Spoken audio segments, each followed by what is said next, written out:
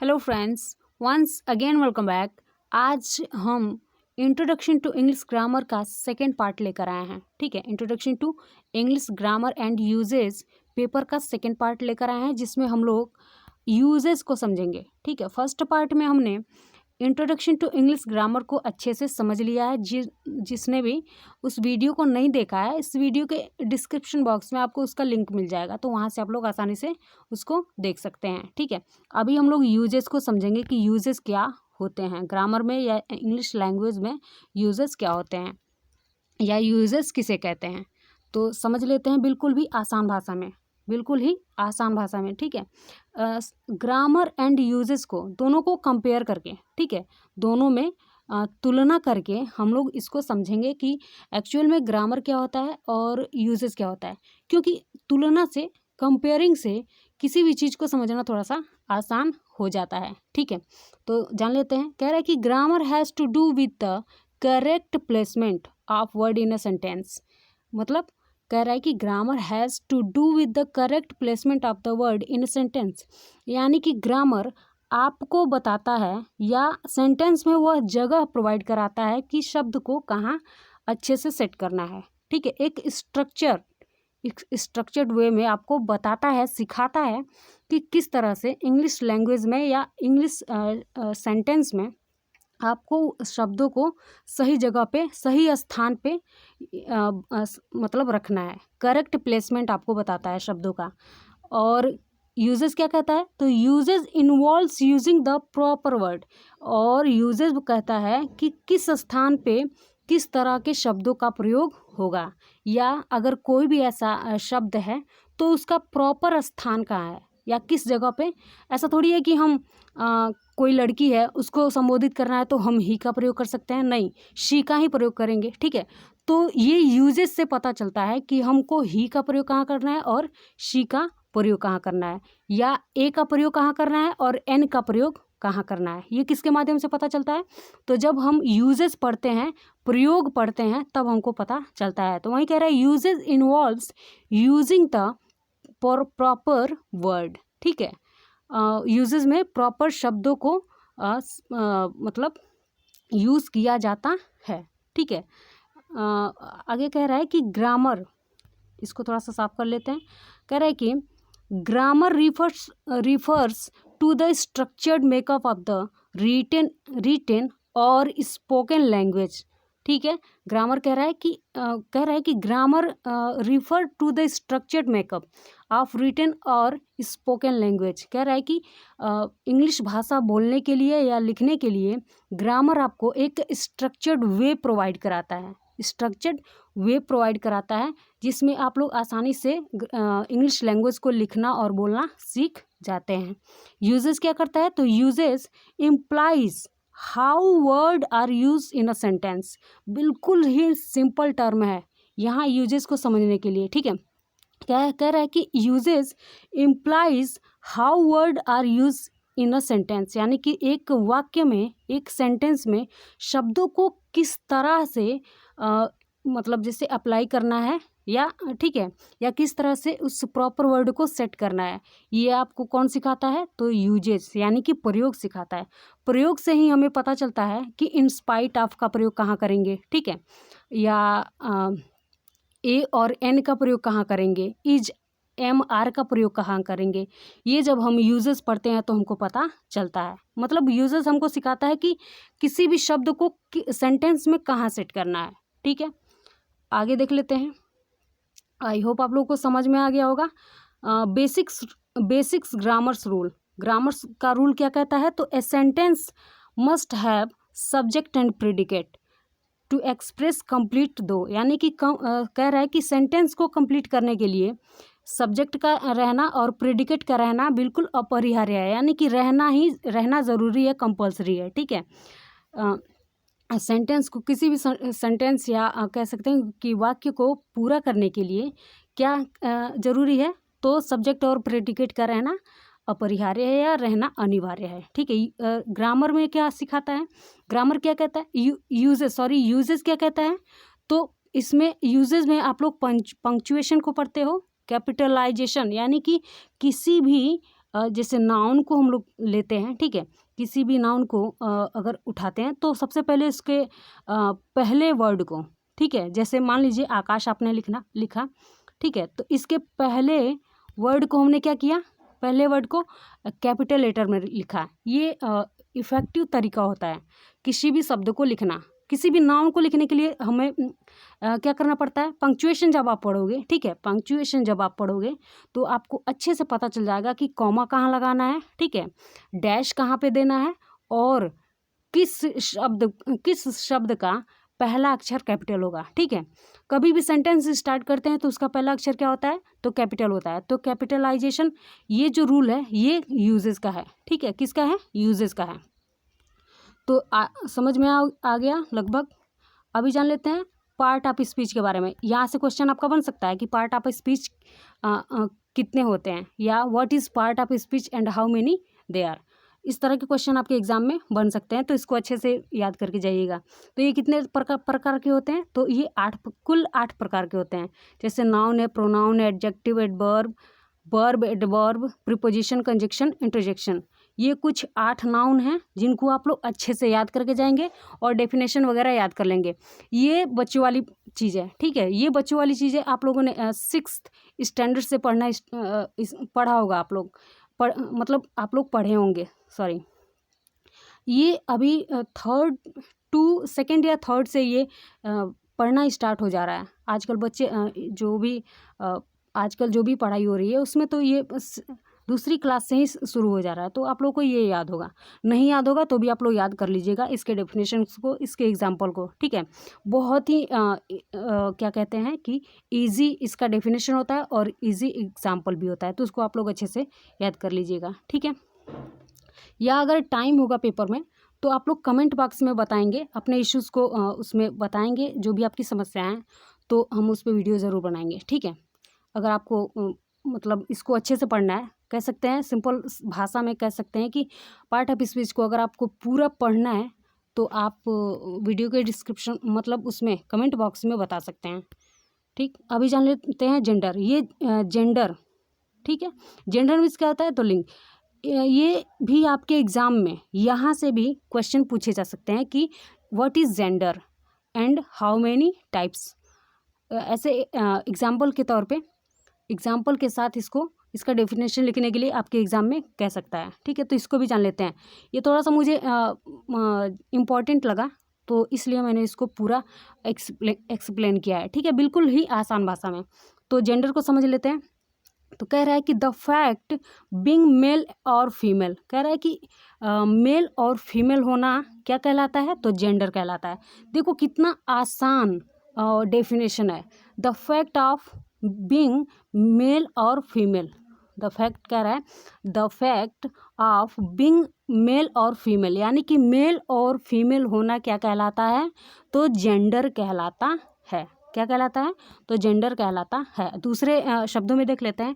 The division of noun pronoun, कह रहा है कि the division of noun pronoun ETC into different classes like masculine, feminine, common, neuter is gender. ठीक है, मतलब कह रहा है कि नाउन और प्रोनाउन के डिवीज़न को जो डिफरेंट तरीके से, जैसे मैस्कुलिन, फेमिनिन, कॉमन, न्यूटर, ये क्या है, ये कुल मिला के क्या है, तो जेंडर है। ये क्लासेस क्या हैं, तो जेंडर हैं। जैसे इसमें 4 तरह के जेंडर आते हैं, कौन कौन से, इसके टाइप्स कितने हैं, तो ये 4 टाइप्स के होते हैं। पहला है मैस्कुलिन जेंडर। मैस्कुलिन जेंडर, ये जेंडर भी आप लोग को लगभग पता ही होगा, फिर भी मैंने थोड़ा सा इसको एक्सप्लेन कर दिया है। कह रहा है कि फेमिनिन जेंडर, और 3rd है कॉमन जेंडर, और 4th है न्यूटर जेंडर। एक एक को ब्रीफ एक्सप्लेनेशन में समझ लेते हैं। मैस्कुलिन जेंडर किसे कहते हैं, तो ये सभी को पता है कि द नेम ऑफ, कह रहा है कि the name that are given to man and boys, कह रहा है कि ऐसा शब्द जो मेन यानी कि आदमी और बच्चों के लिए, लड़कों के लिए प्रयोग किया जाता है, ठीक है, उसको क्या कहते हैं, तो मैस्कुलिन जेंडर कहते हैं। जैसे राम, श्याम, ही, ये सब किसके लिए है, तो पुरुष, या इन शब्दों से पुरुष का बोध होता है। जिन शब्दों से वह नाउन या हो वह प्रोनाउन जिनसे किसका बोध हो, तो पुरुष का बोध हो, उसे क्या कहते हैं, तो मैस्कुलिन जेंडर कहते हैं। इंग्लिश में डेफिनेशन आप लोग देख लीजिए। कह रहा है कि द नेम दैट गिवन कह रहा है कि the name that are given to the man and boys are classified as a masculine gender, यानी कि वह शब्द, वह नाम, वह प्रोनाउन जो मैन एंड बॉयज़ यानी कि आदमी और लड़कों के लिए ऐसा नाउन प्रोनाउन जो आदमी और बच्चों के लिए यूज़ होता है, मतलब वर्गों में विभाजित किया जाता है, तो ऐसे शब्दों को क्या कहते हैं, तो मैस्कुलिन जेंडर कहते हैं। जैसे राम है, श्याम है, ये राम श्याम क्या है, तो नाउन है, और ही क्या है, तो प्रोनाउन है। तो इस तरह से ये आप इसको समझ सकते हैं। ठीक, अब जान लेते हैं फेमिनिन जेंडर। सिंपल लैंग्वेज में बोले तो वह शब्द जो पुरुष का बोध कराता है, वह शब्द क्या, तो पुरुष का बोध कराता है, उसे क्या कहते हैं, तो मैस्कुलिन जेंडर कहते हैं। ये इंग्लिश में भी इसका डेफिनेशन, आप लोग इसको अच्छे से लिख लीजिएगा और समझ लीजिएगा। ठीक, अभी जान लेते हैं फेमिनिन जेंडर किसे कहते हैं। तो ये भी सबको पता है कि ऐसे शब्द, ऐसे नाउन और प्रोनाउन जो स्त्री का बोध कराते हों। ठीक है, यहाँ पे देख लेते हैं, the name that are given to women and girls, that कह रहे हैं कि the name that are given to women and girls are classified as a feminine gender, यानी कि वह शब्द, ठीक है, या वह नाम जो वुमेन और गर्ल्स को दर्शाता है उसको फेमिनिन जेंडर कहते हैं। जैसे सीता, गीता, रीता, मीना, ये इस तरह से आप लोग एग्जाम्पल के तौर पे ढेर सारा ले सकते हैं। ठीक है, आप लोगों को समझ में आ गया होगा। अब जान लेते हैं कॉमन जेंडर किसे कहते हैं।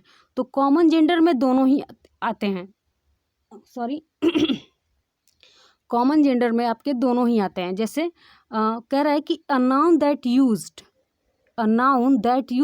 To both male and female, जैसे कह रहा है कि ऐसे शब्द या ऐसे नाम या ऐसे प्रोनाउन जो किसके लिए, मेल और फीमेल दोनों के लिए ही प्रयोग किए जाते हैं। जैसे पेरेंट है, फ्रेंड्स है, टीचर्स है, स्टूडेंट है, कजिन है, ETC are the common gender, मतलब ये इनका प्रयोग कॉमन होता है। हम पेरेंट्स में आपके माता पिता दोनों आ जाते हैं, फ्रेंड्स मेल भी होता है और फीमेल भी होती है। ठीक है, और टीचर्स मेल भी होते हैं और फीमेल भी होते हैं।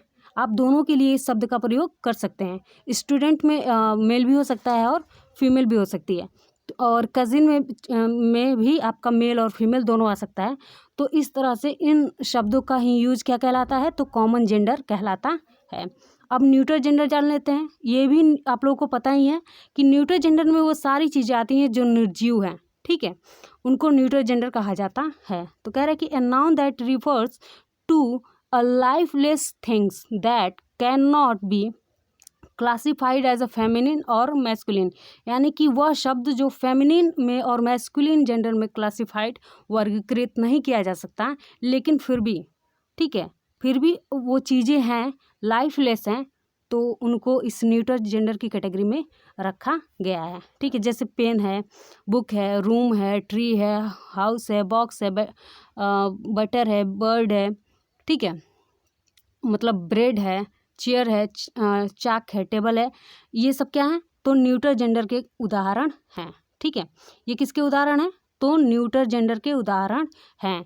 मतलब वैसे शब्द जिनमें क्या, मतलब जो लाइफलेस हो, मतलब जो निर्जीव कह सकते हैं कि जो निर्जीव हो वो न्यूट्रल जेंडर की कैटेगरी में आते हैं। जैसे आपका पेन है, ठीक है, कापी है, नोट्सबुक है, ऐसे टेबल है, मेज है, कुर्सी है, जो भी घर के जो भी सामान है उनको न्यूट्रल जेंडर की कैटेगरी में रख सकते हैं। ठीक है, आई होप समझ में आ गया होगा। अब थोड़ा सा पर्सन को जान लेते हैं। ये मुझे उतना इम्पोर्टेंट नहीं लगा, फिर भी आप लोग अच्छे से इसको पढ़ के जाइएगा। बोर्ड का दिमाग कोई जानता नहीं है, कहीं से भी वो क्वेश्चन उठा सकता है। ठीक है, तो कह रहा है कि पर्सन किसे कहते हैं, तो ठीक है, इसके बारे में जान लेते हैं कि ये भी 3 तरह के होते हैं। पर्सन कितने तरह के होते हैं, तो 3। फर्स्ट पर्सन जिसमें आई और वी आता है। ठीक है, जहाँ भी आई और वी मिले और पर्सन पूछे तो वो क्या होता है, तो फर्स्ट पर्सन। जैसे यहाँ पे थोड़ा सा कलर चेंज कर लेते हैं। ठीक है, हाँ, कह रहा है कि फर्स्ट पर्सन में कौन आता है, तो आई और वी आते हैं, मतलब मैं और हम आते हैं। और सेकंड पर्सन में कौन आता है, तो यू, यानी कि तुम आते हो। और थर्ड पर्सन में कौन आता है? तो ही, सी, इट, दे। इन तीनों को छोड़ के बाकी सब जितने भी प्रोनाउन हैं वो सब किस में आते हैं? तो थर्ड पर्सन में आते हैं। और आई और वी किस में आता है? तो फर्स्ट पर्सन है। और सेकंड पर्सन कौन है? तो यू है। ठीक है, तो अच्छे से इसको भी पढ़ लीजिएगा और रिवाइज कर लीजिएगा। आप लोग को ये सारा टॉपिक क्लियर है, मुझे पता है आप सब जानते हो, लेकिन फिर भी थोड़ा सा ऐसे पढ़ लोगे तो एग्ज़ाम से पहले आप लोग का एक रिवीजन हो जाएगा। अब जान लेते हैं टेंस किसे कहते हैं और ये कितने प्रकार के होते हैं। यहाँ से भी आपका क्वेश्चन बन सकता है। ठीक है, क्योंकि बेसिक्स पूछेगा आपके एग्ज़ाम में, तो इसमें टेंस भी आपका आता है। ठीक है, वो जैसे एक्टिव वॉइस, पैसिव वॉइस थोड़ा सा अंदर चला गया, मतलब ये थोड़ा सा बहुत ज़्यादा अंदर चला जाएगा, तो वो वहाँ से लगभग उधर उतना डीप जाके क्वेश्चन नहीं करेगा। तो आप कम से कम इन सब चीज़ों को क्लियर करके जाएं। आपको आपका 3 क्वेश्चन कंप्लीट होके ही रहेगा। ठीक है, आप अच्छे से इन सब बेसिक्स को अच्छे से पढ़ के जाओगे तो आप लोग का पेपर क्लियर हो जाएगा। ठीक, तो अभी जान लेते हैं टेंस किसे कहते हैं। टेंस का मतलब काल होता है। काल का मतलब समय, टाइम पीरियड। तो वहीं कह रहा है कि a tense is a word which refer to time period. मतलब कह रहा है कि टेंस क्या होता है? तो ऐसा वर्ड है या ऐसा कह रहा है कि a tense is a word, यानी कि a tense is a word which refer to time period, यानी कि टाइम पीरियड को रिफर करता है। टेंस क्या है? तो काल को, समय को बताता है। किसको बताता है? समय को। किस में बताता है? तो सेंटेंस में। सेंटेंस में टाइम पीरियड को बताता है कि ये प्रेजेंट टेंस है, ये पास्ट टेंस है और ये फ्यूचर टेंस है। देयर आर, कह रहा है कि there are major types of, 3 major types of tense. जैसे पहला है प्रेजेंट टेंस। ठीक है, यहाँ पे थोड़ा सा कलर चेंज कर लेते हैं। कह रहा है, हाँ, कह रहा है कि there are 3 major types of tense. पहला है प्रेजेंट टेंस, दूसरा है पास्ट टेंस, तीसरा है फ्यूचर टेंस। ठीक है, अब इसमें भी 4 टाइप्स आते हैं। प्रेजेंट टेंस के कितने टाइप्स होते हैं? तो present indefinite tense, present perfect continuous tense, present continuous के बाद प्रेजेंट परफेक्ट टेंस, उसके बाद प्रेजेंट परफेक्ट कंटिन्यूस टेंस। इस तरह से आपके टेंस में प्रत्येक टेंस के अपने 4 क्लासिफिकेशन है। तो अगर आप लोग उसको अच्छे से पढ़ना चाहते हो तो भी आप कमेंट बॉक्स में कह सकते हो, कमेंट कर सकते हो। तो हम टेंस को पूरा एक्सप्लेन करेंगे अच्छे से उसके रूल्स के साथ। ठीक है, तो अभी जान लेते हैं थोड़ा बहुत इसमें ओवरव्यू के तौर पे कि टेंस क्या होते हैं। तो प्रेजेंट टेंस देख लेते हैं कि प्रेजेंट टेंस किसे कहते हैं। ठीक है, अगर कमेंट करिए आप लोग, अगर आप लोग को टेंस पूरा डिटेल्ड में पढ़ना है तो। कह रहा है कि the present tense is use to talk about present, यानी कि प्रेजेंट टेंस में हम लोग प्रेजेंट यानी कि वर्तमान काल के बारे में बात करते हैं या वर्तमान काल को बताते हैं। ठीक है, ऐसा सेंटेंस जिसमें वर्तमान काल को बताया जाए उसे क्या कहते हैं? तो प्रेजेंट टेंस कहते हैं। जैसे राहुल गोज़ टू मार्केट, यानी कि राहुल मार्केट जाता है, बाजार जाता है, यानी कि ये अभी प्रेजेंट टाइम की बात बता रहा है। Richa reading the English book, यानी कि रीचा क्या कर रही है? तो इंग्लिश बुक पढ़ रही है। तो ये प्रेजेंट टेंस के कुछ सेंटेंस हैं। ठीक है, ये एग्जाम्पल के तौर पे आप दे सकते हो। ठीक है, अभी समझ में आ गया होगा लगभग। ठीक है, तो आप अगर कहेंगे तो फिर से इस पे डिटेल्ड वीडियो अपलोड करा दिया जाएगा। ठीक है, अभी इतना पढ़ के अच्छे से समझ लो और इसको नोट्स भी बना लो और अच्छे से इसको लर्न कर लेना। ठीक है, okay, thank you so much.